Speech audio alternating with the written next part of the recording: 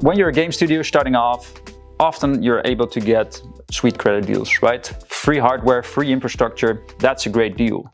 But obviously that's not the full picture. The challenge is once you're focused on that and you're fully integrated with this cloud provider and you're fully focused on finding the fun, and once you have found that fun, you're going to launch. You're going to launch an alpha, a beta, playtest, private playtest, and then you start seeing what the actual cost would be of running the game, of running your player base. And you might notice there actually is a lot of optimization you have to do.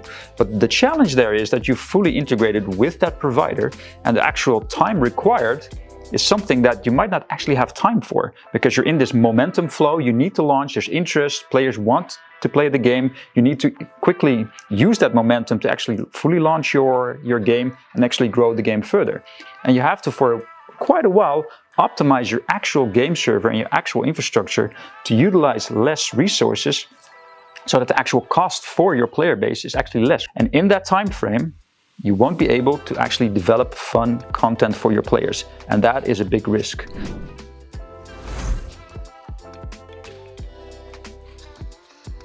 So you're on a cloud provider, you have everything in place, your game starts scaling, and you notice the cloud is able to scale along with you. However, the way it scales is generally not optimized around gaming, right? Like, does it incorporate the best latency? Like, does it incorporate the cost associated with certain instances?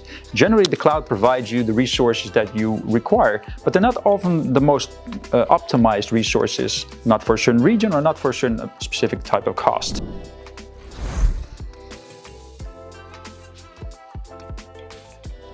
So when it comes to the cloud, what one needs to understand is that effectively there are two elements that will contribute to the cost of the utilization of cloud services. The first one is the compute part, right, which effectively is the CPU, the power and the specifications of the servers that you need to use in order to cater to your player base and in correlation to your game. And then the second one is the bandwidth, the traffic, the amount of data that actually has to travel from A to Z. Now, a lot of providers out there will tell you that they have a direct line from city A to city B in different regions of the world. What they won't necessarily tell you is that effectively that traffic between city A and city B is not necessarily going to be a direct one. And effectively there could be quite a range of routes happening before it reaches city B, and that's what's known as IP transit. Now, aside from contributing to latency, when it comes to that, traffic of data between players, it also can be a bit of a contributing cost factor when using the cloud because of the actual amount of time that it is also used. Because time is another factor that one needs to take into account in addition to instances and amount of bandwidth. Now, with regards to bare metal server infrastructure, you can actually easily overcome some of these limitations because effectively you're not sharing resources, and depending on your choices, you might actually have an internet service provider that has a direct line to the eyeball networks, aka the actual service providers in city A and city B that will directly send the data to between the two cities. All this to say, when it comes to the cloud and when it comes to bare metal, there are pros and cons for both. And effectively, if you don't know what you're doing, ask people, seek help from your providers, and effectively you will hopefully have the right strategy in order for you to control costs.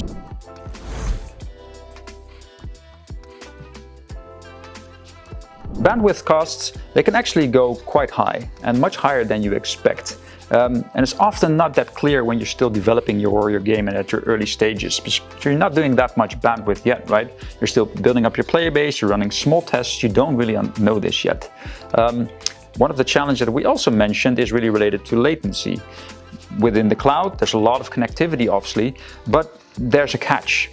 Once we reach peak times when generally all people are playing, right? There's always certain times a day where a lot of people are playing, certain points can get congested. And the general internet is built in a way that it generally takes the path that costs the least, which isn't per se the path that's the fastest.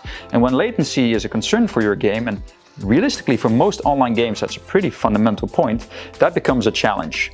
So you want an actual super fast connection that's always at a certain level of latency, not a lot of jitter, not a lot of packet loss, then actually you have to start paying a premium price. And that all affects the actual cost of what it costs per player to run your game at a level that's actually, well, a good player experience ultimately.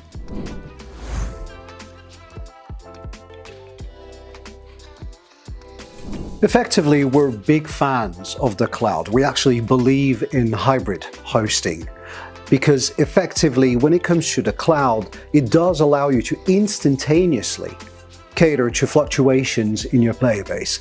That being said, the cloud by definition is shared resources. And by definition, the more players you will have, the more resources you will need in a shared environment. And that is why, by definition, as your game scales up, the cost will scale up, which is why we also advocate that having a slightly more mixed approach to catering to your game in terms of hosting is generally going to be a better idea by having some dedicated infrastructure and then some shared infrastructure.